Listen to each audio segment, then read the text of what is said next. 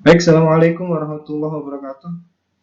Bagaimana kabarnya hari ini anak-anak? Mudah-mudahan kalian tetap sehat dan semangat ya.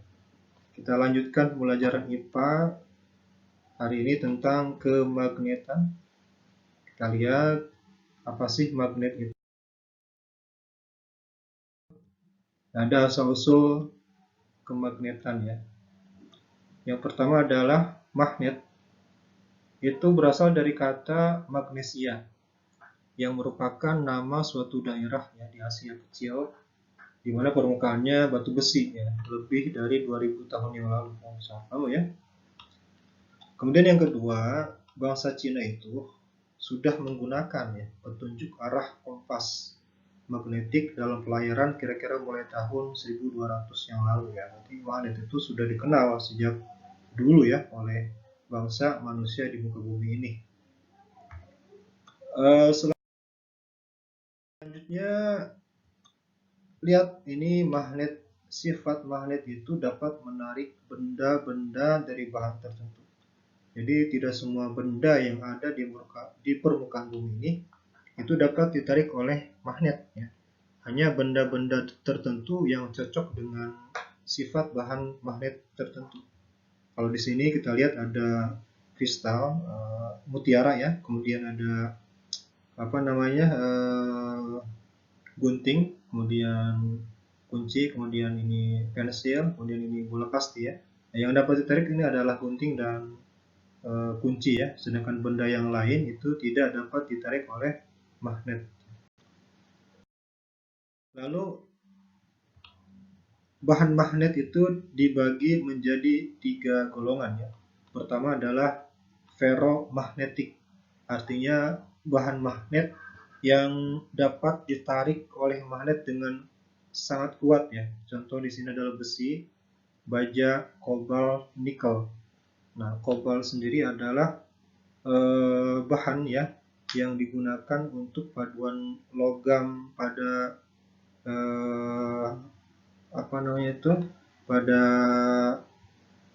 industri ya, bahan industri ya.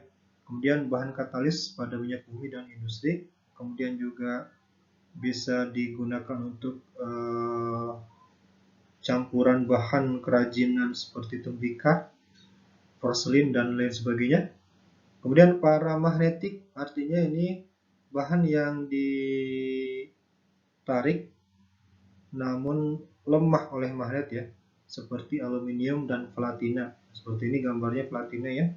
Jadi platina bahan yang digunakan untuk peralatan kedokteran gigi biasanya. Terus dia magnetik, ini bahan yang tidak dapat ditarik oleh magnet ya. Seperti di sini ada seng dan bismut ya.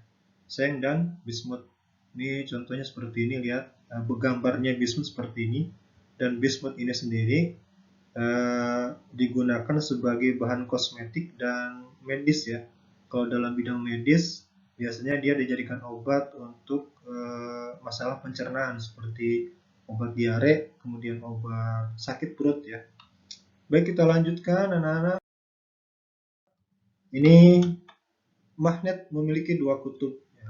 Sebuah magnet itu pasti dia mempunyai 2 kutub ya. Kutub itu adalah ujung magnet yang mempunyai gaya tarik atau gaya tolak terbesar. Jadi yang paling besar ya, gaya tarik atau tolaknya berada di daerah ujung ini ya, di daerah ujung ini ya. Sedangkan di tengah ini gaya tarik atau tolaknya itu lemah ya. Yang paling kuat ini adalah yang di ujung daerah kutub ya, ujung daerah kutub. Maka setiap magnet itu pasti mempunyai 2 buah kutub ya, kutub utara dan kutub selatan ya. Walaupun bentuknya seperti apapun ya, pasti di ujungnya itu dia memiliki 2 macam kutub. Jadi kan ada macam-macam bentuk magnetnya, ada yang berbentuk silinder, berbentuk batang, berbentuk jarum ya, berbentuk U ya, huruf U. Nah, itu semua di bagian ujung-ujung itu terdapat sebuah atau 2 buah kutub ya, kutub utara dan kutub selatan. Lalu sifat kutub itu sendiri bagaimana? Ya. Nah, sifat kutub itu sendiri adalah kalau kutub yang eh, yang tidak sejenis didekatkan, maka dia akan terjadi tarik menarik ya. Sebaliknya kalau kutub yang sejenis, misalkan utara dengan utara, maka dia akan terjadi tolak menolak. Itu sifat dari kutub sebuah magnet. Lalu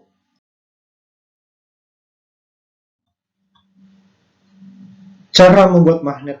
Nah, tadi kan magnet itu kan intinya ada dua ya. Ada magnet yang alami dan ada magnet yang buatan gitu ya. Kalau yang alami tadi ya, dia yang berasal itu dari batu magnet di sebuah daerah ya di Asia yang ditemukan dulu 2000 tahun yang lalu itu magnet alami ya magnet alami. Nah kalau cara membuat magnet itu sendiri ada tiga ya. Jadi ada bahan-bahan nantinya ya yang bisa dibuat menjadi sebuah magnet ya. Pertama nih dengan cara gosokan ya. Dengan cara gosokan. Contoh ini sebuah besi kemudian digosok oleh sebuah magnet, maka besi ini akan menjadi sebuah magnet juga, tapi dia sementara ya. Nah bagaimana kutub yang dibentuk oleh magnet ya, oleh magnet gosokan ya.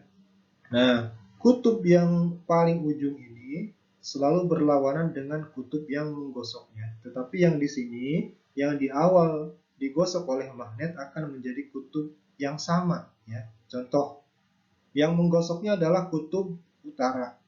Contoh nih A nih B ya. Berarti yang A itu menjadi kutub utara, yang B menjadi kutub selatan. Seperti itu.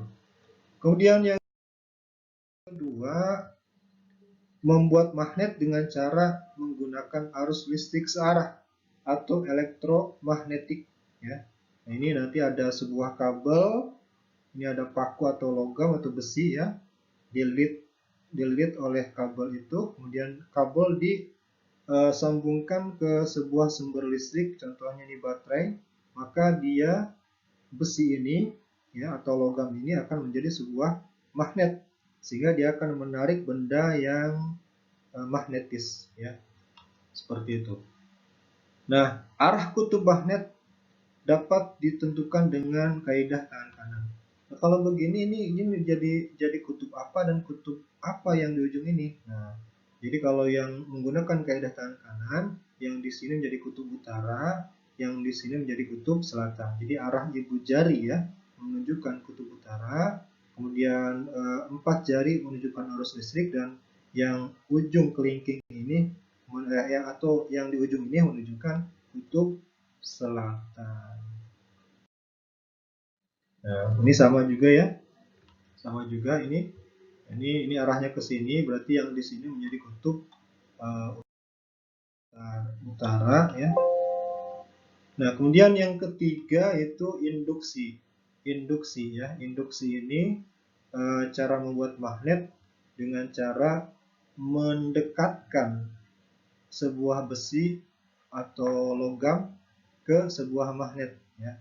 Nanti ini juga sama akan terbentuk sebuah magnet dan akan terbentuk juga kutub ya. Nah, kalau di induksi ini berarti kutub magnet yang dihasilkan selalu berlawanan dengan magnet penginduksi. Artinya kalau yang ini akan menjadi berlawanan dengan kutub yang ini. Berarti kalau ini menjadi kutub utara, ini menjadi kutub selatan. Sehingga nanti yang paku-paku ini bisa menempel ke besi yang dibuat secara induksi.